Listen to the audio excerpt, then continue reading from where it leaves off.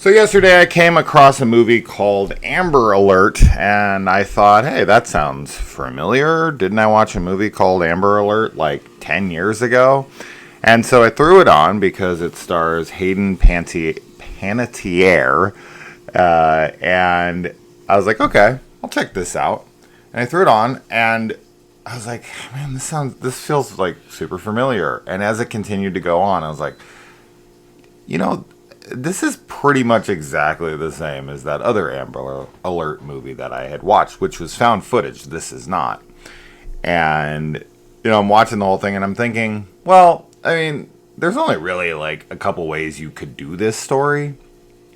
So maybe it's just coincidental. And then once the movie was over, I picked up my phone and I looked, and it is indeed a remake of that movie. So it was pretty funny throughout. I was like, because it'd been like 12 years, I think. I think it's 2012, if I remember correctly.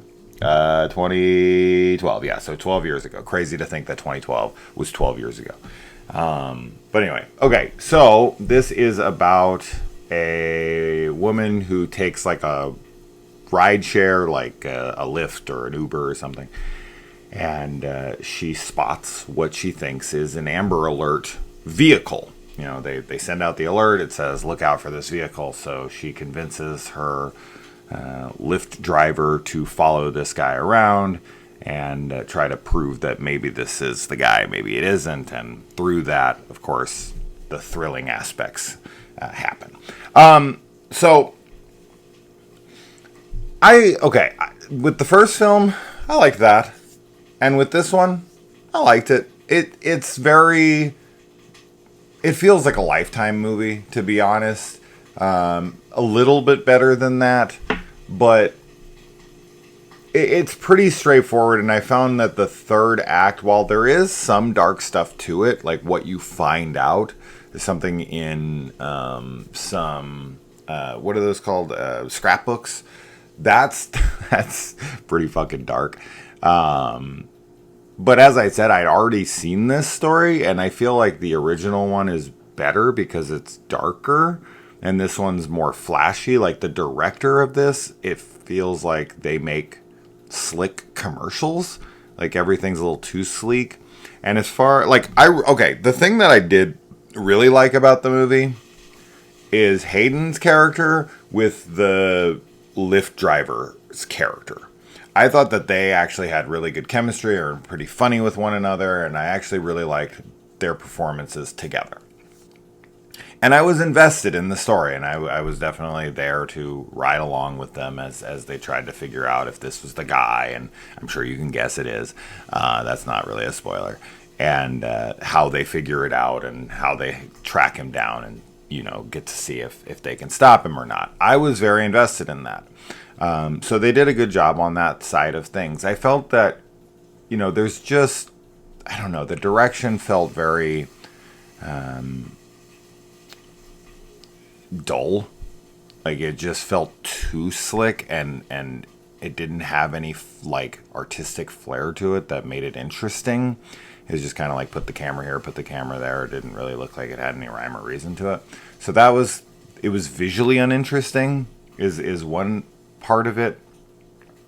And I felt like the third act, like once we get there, some things that are happening there that feel a little silly. Like there's no urgency to characters' decisions in moments where you're like, come on, let's go, let's hurry up, all right, come on. And then also the logical breakdown of like, well, wouldn't they call the police earlier, or you know what I mean? Like stuff like that. That's like, I'm willing to look past a lot. I really am. When it comes to movies, I always say to myself, okay, what would I do, or what would people do? It doesn't just have to be you, right? Like the way you react to something doesn't mean it's the way that everyone's going to react to something. And people do stupid shit when they're scared, when they're nervous, and things don't always go perfectly to plan, and cell phones don't work all the time. Shit, my signal, cuts out all the time. I can't make texts or calls.